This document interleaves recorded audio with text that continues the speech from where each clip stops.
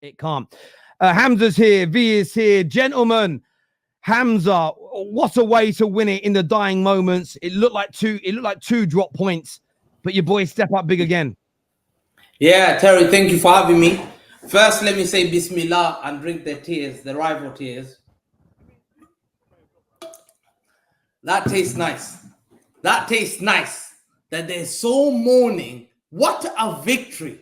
What an amazing victory. When I've seen great teams, let's say, for example, 99 United side, they had this remontada. They don't know when they're beaten. Terry, that's class. We should be sitting here, congratulate. How do you do it? Teach us how to do it.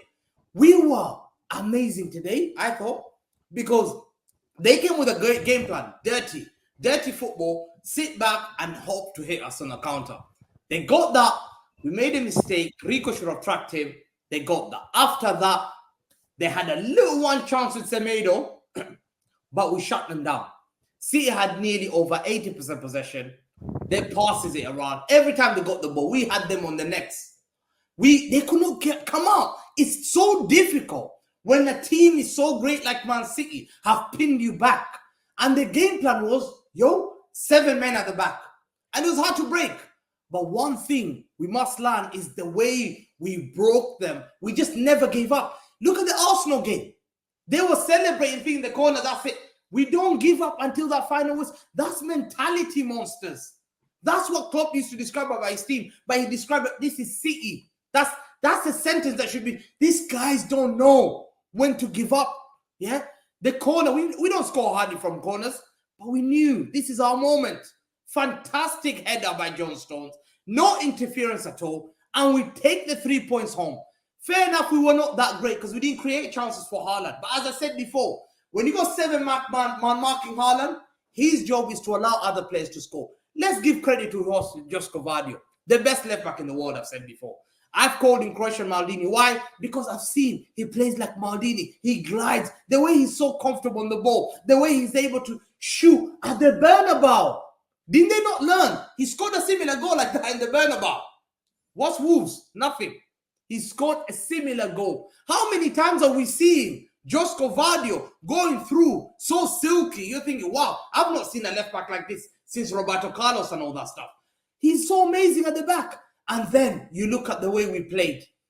Up front, Haaland obviously got locked up because there's 7 players behind him. But this is what teams don't have. Despite City not having Rodri, we were called Rodri FC. Every year we're being called. Without Kevin De Bruyne, we are nothing. Without a striker, you're nothing. We still disprove that. This year we were told, without Rodri, you're nothing. We're showing. Foden carried us last season. This season, Vardio is carrying us. I sent a back that's turning to a left back. That's the performance we're having. And rivals here, who are Arsenal fans and Liverpool fans, know. When we smell blood, we see Wolves. We saw Wolves. Wolves were packing the back. I knew the goal's coming straight away. And there's no way we're going to lose 2 in a row. Twice in Wolves. No way. I'm demolishing you. To me, I'm happy today. We've done our victory. And everyone here should not talk about that referee. That referee was amazing. They were lucky to have got 5 minutes, Terry. 5 minutes.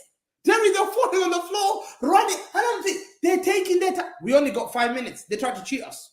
But you know what? We didn't say anything. We came out there. Fantastic, amazing goal. And this is why we're champions. Everyone in the headline, BBC, Sky Sports, this is why they're the greatest team ever. We must congratulate. How do they do it? It's in their DNA. It's in their blood. We're being given. And then we're coming here. Rivals are saying, oh, it's referee. Oh, we can't take it anymore. Give credit where credit is due. You must learn from us. This is how we want. And Terry, well done for that, what you said to them. Oh, yeah. I mean, look, my detractors will still find a way of saying that I'm being disrespectful to Manchester City. But do you know what I love about my detractors? They don't realize that every time they turn up here and criticize me, they make my channel grow. The best way to hurt the football terrace is by not turning up and not leaving a comment. Plonkers. V, what did you make of today, my friend? Hamza said it was a great victory. He was happy with the performance. Do you echo that sentiment? I put you on mute because the wind was blowing. Sorry, mate. Yeah, hopefully that's better. Let me try to shield it a little bit. No, I mean, I wasn't happy with how we played overall. I think we looked sloppy coming out of the international break. We lacked creativity that we were trying to break down Wolves, but I was absolutely happy with the effort because, like Professor Hamza said, playing to the very last minute, and it's in our DNA.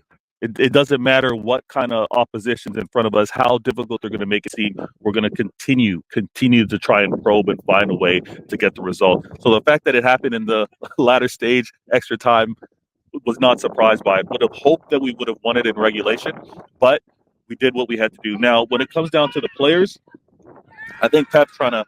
I'm at my daughter's football game. I think Pep's trying to figure out what's the right combination. What's the right 11? How do we play without Rodri? How do we play without KDB? So to say that he got it right, I can't exactly say that, but you can see that he's experimenting. You can see that he's trying to figure out what the right approach is. The fact that he also gave Savio and Doku the opportunity to play on either side of the pitch, he had them switch, and obviously he brought them off. He's trying to find the mix. I'm happy with this 3 points. At the end of the day, that's all that we wanted. The 3 points. We saw drop points from Arsenal, who, rightfully so, Terry, you and others believe that they're in this title race. We obviously see Liverpool with a possible chance of dropping points versus Chelsea. We needed this 3. We needed it. And we extended a undefeated streak.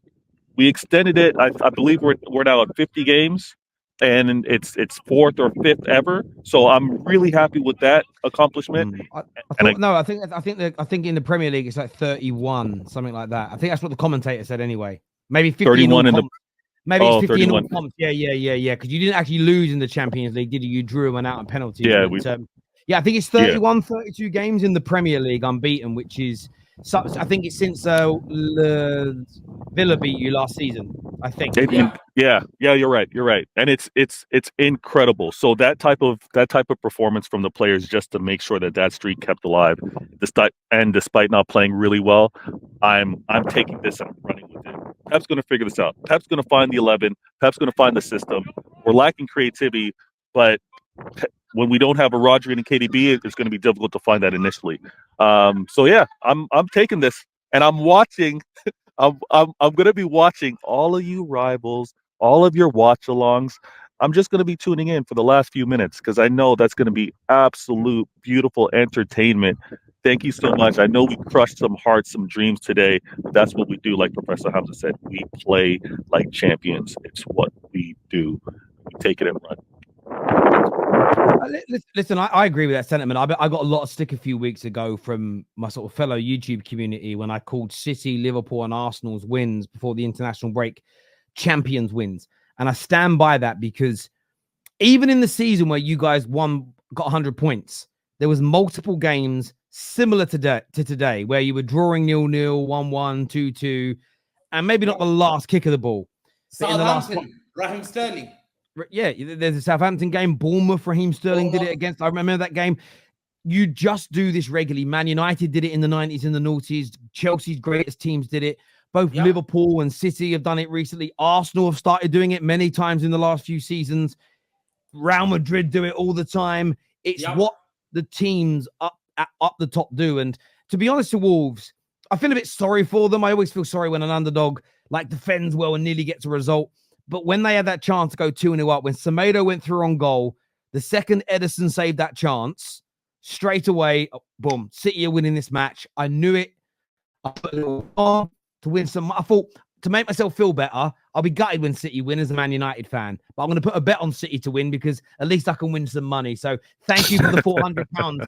Thank you for the £400, Manchester. This is not bad because I never put a bet on City to win until they go a goal down because you don't get great odds. So when they go a goal down, you get slightly better odds as an example. So yeah, I knew City were going to turn it around today. And that's just because I know it pains me to say it, but I'm as consistent as I can be. It's why I say, and I know a lot of City fans say I don't praise Man City enough. Well, maybe I don't do it as much as you want, but there is no team in England that I have given higher praise to in the last 8 years. I say you're a European great for a reason, and I say you're the best team in the world for a reason. So as I know a lot of you want me to say Man City is scary, but I would rather you say my team was one of the greatest in European football history than say they're scary. I think it is a much bigger level and height of praise. But maybe that's just in my mind. Mo joins us from a neutral point of view. I'm going to go straight into the incident. What did you make of the goal at the end? Should it have stood? Should it have been disallowed? What's your opinion, Mo? 100% should have stood. There's no doubt about it. And by the way, that nudge was before the ball reached Stones. Once it reached Stones, it's a new phase. And a lot of Arsenal fans and a lot of rival fans, to be honest, are complaining about this.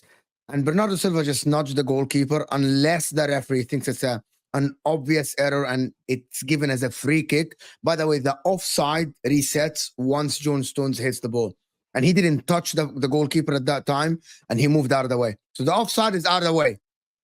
If you want to call this as a foul on Bernardo Silva, you got to pull back 50% of the Arsenal goals they scored from corners because they hacked the goalkeeper the same.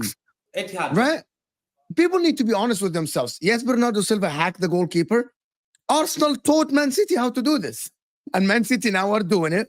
And now other people are complaining. It's as simple as that. Offside, it's definitely not offside. 100% not offside there, Terry. He actually moved out of the line of sight once John Stones. And people are saying, but the offside was before. No, it doesn't count. It counts only when Stones hit the ball. So he moved out of the way. It's not offside 100%. And it was not clear and obvious for the referee to call it a free kick because the nudge was very simple. Well, sorry. Just to correct you on this. The goal was disallowed by the on-field referees. It was a clear and obvious error. Now, there's a comment that comes. It was a clear and obvious error made by the offside. For offside. Yes, yeah. So I want to I want to clarify this. It's all coming out now. DJ said the linesman tried to rob us. Do you know what? If you look at the side angle on camera or from where the linesman's from, I can understand why from the linesman view it looks like Bernardo Silva is standing in front of the goalkeeper because you're looking at it almost. You're looking at it in a straight line, and it's hard to tell. I will say, you know what, Terry? The linesman made the right. Sorry, guys, please let me finish. Sorry, I just want to get this out. This is an example of VAR doing its job properly. This is an example of VAR intervening in the right moment. I can completely understand why the linesman sees that as offside in real time at full speed. VAR steps in. They realize that Bernardo Silva was out of the way, and the goal, well, as painful as it may be, was rightfully given. I want to see more of that from VAR. A clear and obvious error was made and a quick decision to rectify the situation was made. As painful as it is to me, a Man United fan, to see it go in, I can't sit here and be biased about it. My only problem with VAR, as I say, is the lack of consistency. The problem, one thing I would say in defense of a lot of people here in the UK is the way the commentators on TV were making it sound is that it was VAR trying to disallow the goal. It wasn't. So we got given the wrong information by the TV companies here. So I was confused and went live as well. And it wasn't until I saw an update come out that I was like, that makes a lot more sense. Because they were complaining here on TV that why did they send the referee to the monitor and he didn't change his mind? Because they never change. Like when they go to the monitor, whatever the decision is they always reverse it, don't they? They very rarely go there and maintain the same decision. But did the linesman give it? I missed it because the linesman gave it. The referee disallowed the goal because the linesman said it was offside. The reason he went to the monitor wasn't to try and disallow the goal. He went to the monitor to change the on-field decision and give the goal. Okay.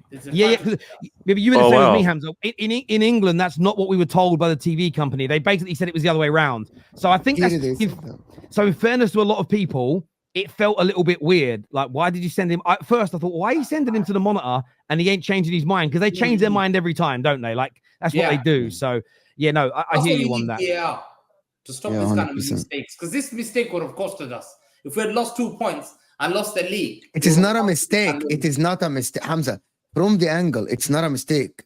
Because we watched the first angle on the side and that it looks like Bernardo's in front of the goalkeeper. So the linesman gave the correct decision. There is clear every side angle looked at until you saw it from behind the goal where you know Bernardo moved out of the way. The linesman can't see that angle. So he gave the right call. For him, that looked like the right call. Yeah, and a lot of rivals are saying that they shouldn't have been allowed. And I don't see. I'm going to look at the goal, but there's no way. Winning is winning. We've won the game. I'm quite happy. I thought we played okay. Do you want to know what's really funny about it? Actually, Jose Sarr, it's not really his fault. He shouldn't have pushed Silva away. He should have left him there because then it would have been offside. And he made great saves. He could have That's been man of the match, you know. No, he still was man of the match for me. I think that Was he had no, I think he was given it, but I would have given even now I'd give him man of the match because Sarr made 4 or 5 saves that kept Wolves in it and stopped it from maybe being 3 or 4 goals. As an example, boys, look, I want to say a big thank you to all of you. We've got a super chat here. This is a City fan here. I do have an issue with some of your takes about City, but I love your shows, Terry. Keep up the good work. What do you know? What I want to ask you. What takes? Best team in the world, one of the European greats. Pep's not a checkbook manager. Haaland's the best goal scorer the Premier League has ever seen. KDB's in the top 2, top 3 midfielders in Premier League history. What have I said about City that you don't like? Other than, I think we have to have conversations about some of these allegations when stories have come out, and I think we have to talk about them. I've equally said, if you're found innocent, I'll back you. I mean, I don't think I give bad City takes. I literally don't. You should be coming out here saying that you're innocent to proven guilty. That's what you no, should I am. be saying. But I am. Hang on. Stop. Stop. I've got to stop you. I've never said you're guilty. Okay, so we're innocent. I have always said you're innocent until proven guilty. So but I think hang on, you're innocent until proven guilty, yes. But what I have always said, and I think it's fair as football fans, as and when leaked information has come out or big personalities or big lawyers give opinions on it, as football fans, we're going to discuss it. Now, I understand City fans hate the conversation. They want it to go away. But if it was Man United currently under investigation, let's not pretend like City fans wouldn't be doing streams about it every time a new bit of information comes out. And you're going to smile because you know you'll be straight on TikTok. Yeah, you've been charged already with the Premier League already for breaking rules. And in fact, no, we haven't. No, we haven't. Man United haven't been charged. Man United have not been charged by the Premier League for anything. We're talking about the COVID losses where you're allowed to have carried those losses. We were not charged for anything. What are you talking about? I think you've been charged. Let me find. We have not been charged by the Premier League. Anyway, look, I'm going to go watch his next game. We are live.